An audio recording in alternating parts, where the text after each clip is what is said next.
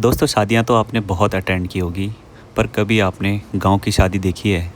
अगर नहीं देखी तो चलिए मैं आज आपको गांव की एक शादी में ले चलता हूँ। मैं जाने वाला था अपने गांव, जो कि पौड़ी गढ़वाल ज़िले के धुमाकोट क्षेत्र में आता है। मेरा गांव रामनगर से करीब 100 किलोमीटर की दूरी पर है, जिसका रास्ता नैनीडांडा से होकर गुजरता है।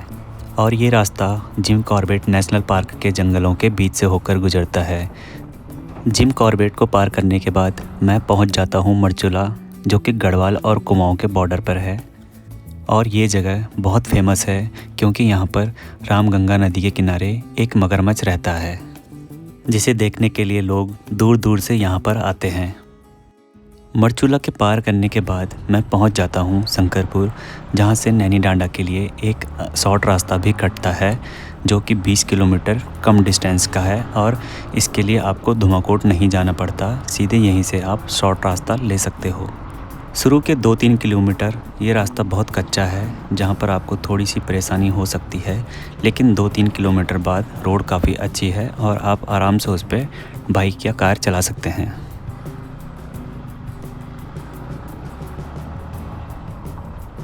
नैनीडांडा को क्रॉस करने के बाद मैं पहुंच जाता हूं अपने गांव वाली सड़क पर, जो कि नैनीडांडा से करीब 6 से 7 किलोमीटर की दूरी पर है। और यह पूरा रास्ता कच्चा है। और जिस दिन मैं यहां पहुंचता हूं उस दिन होते हैं न्यूतेर।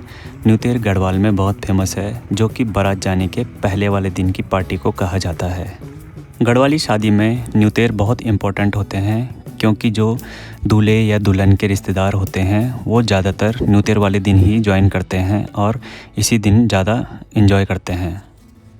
खाना होने के बाद बैंड का इंतज़ार किया जाता है और पूरी रात भर डांस किया जाता है। ज़्यादातर न्यूतेर में पहाड़ी बैंड बुक किया जाता है, लेकिन कभी कभी बैंड और डीजे दोनों को बुक किया जाता है, जो कि बारी बारी करके बजाए जाते हैं।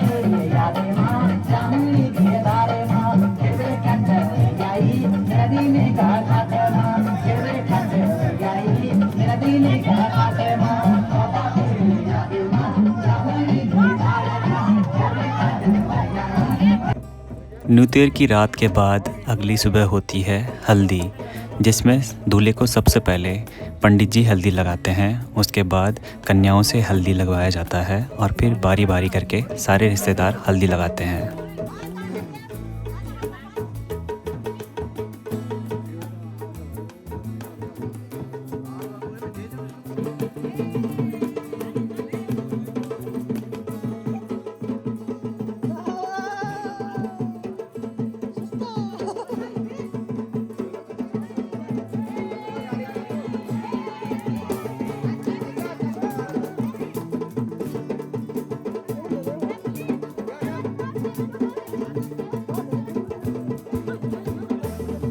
हल्दी ख़त्म होने के बाद दूल्हे को नहलाया जाता है और पूजा में जनेऊ पहनाया जाता है। फिर दूल्हे को एक धोती पहनाकर भिक्षा मांगने के लिए भेजा जाता है।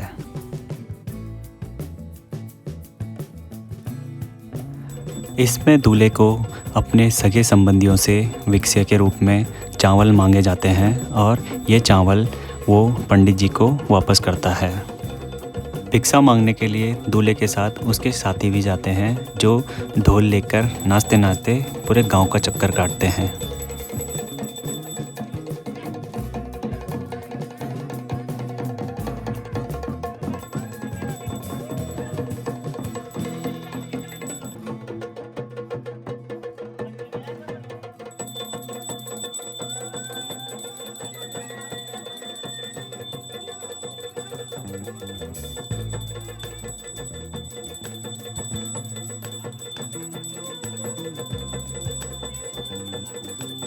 और लास्ट में जब वो दूल्हा सारे घरों से भिक्षा मांग लेता है तब उसे खाना खिलाकर थोड़ी देर रेस्ट करवाया जाता है और उसके बाद बारात जाने की तैयारी की जाती है।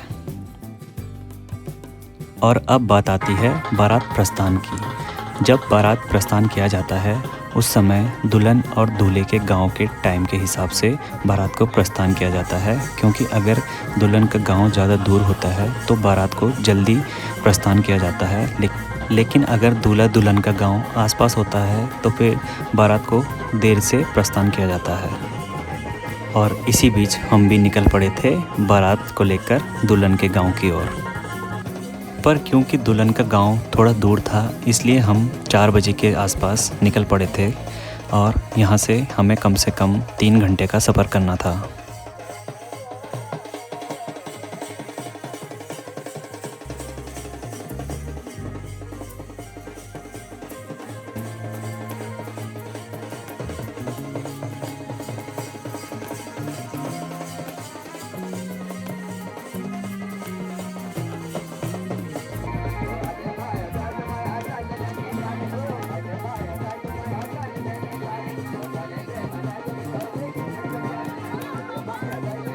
बारात काफ़ी ज़्यादा थी इसलिए 3 बस और बाकी छोटे कार बुक किए गए थे और दोस्तों के साथ बस में बैठकर मैं भी सफ़र का आनंद लेने लगा।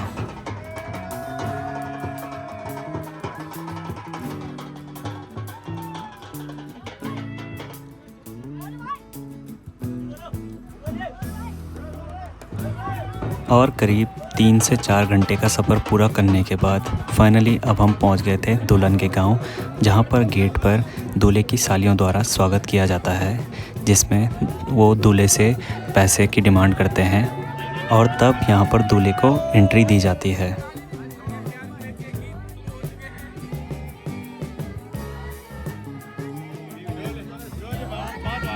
दूल्हा और दुल्हन की साइड के लोग आपस में हंसी मजाक करते हुए मनोरंजन करते हैं।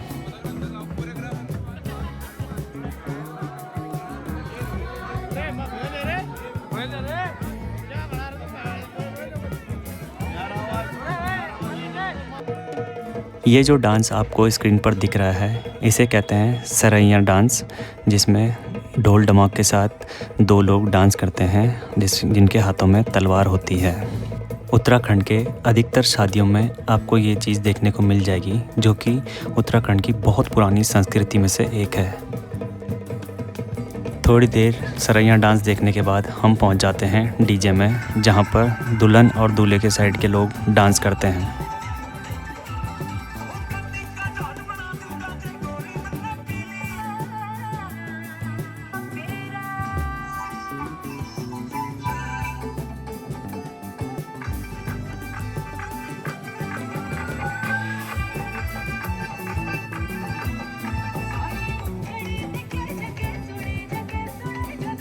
और जब सब लोगों का खाना पीना पूरा हो जाता है तब बारी आती है जयमाला की।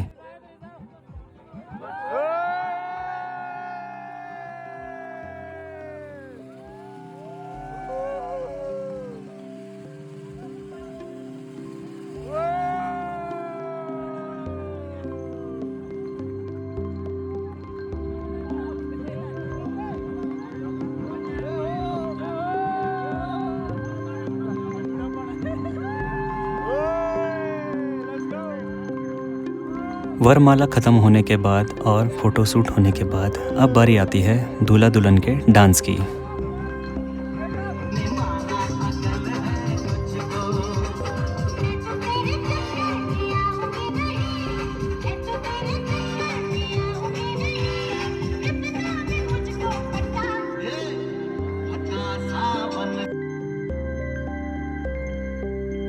जयमाला के बाद की सारी प्रक्रियाएं पूरी होने के बाद अब बारी आती है अगली सुबह की, जहां पर फेरों एवं दुल्हन की मांग भरने के अलावा अन्य प्रक्रियाएं होती हैं।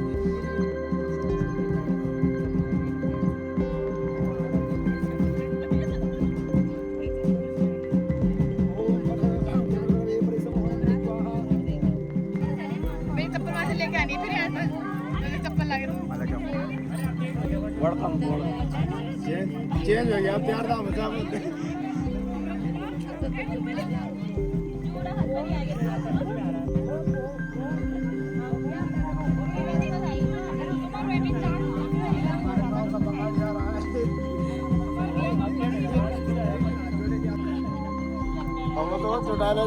चप्पल इसको तने ज्यादा चप्पल पहनेंगे छोड़ो 1 घंटा बाद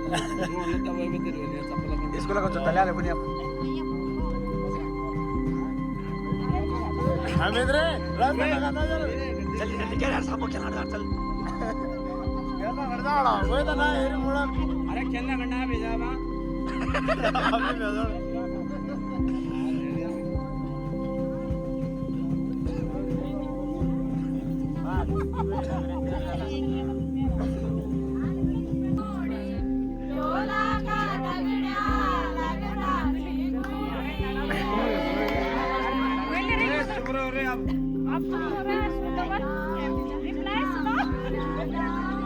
ब्याला का 10 याद कर रहे हो सोई मैसेज नहीं एकदम ये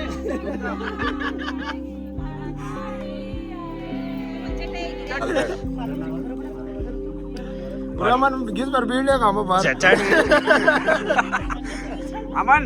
अमन ने जरा मियां हो गए रे चैट जीपीटी में सर्च में पा रहे यार अबे वेदी के पूरा होने के बाद अब बारी आती है गायदान की, जहां पर दूल्हा दुल्हन को कुर्सी पर बिठाकर गायदान की प्रक्रिया दुल्हन पक्ष द्वारा पूरी की जाती है।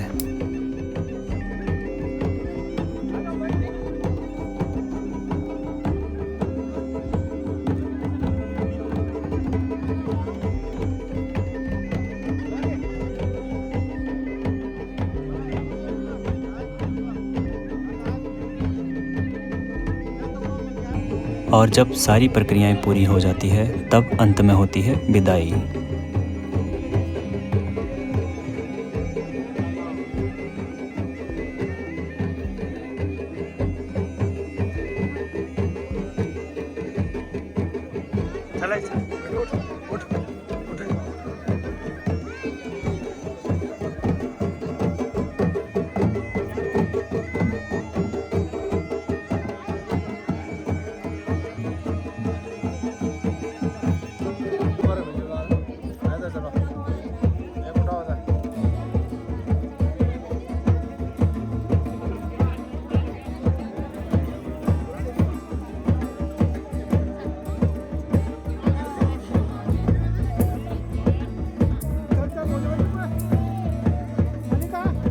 विदाई के समय दुल्हन और दूल्हे को दुल्हन के गांव के कुल देवी के दर्शन कराए जाते हैं और जिसके बाद विदाई की जाती है।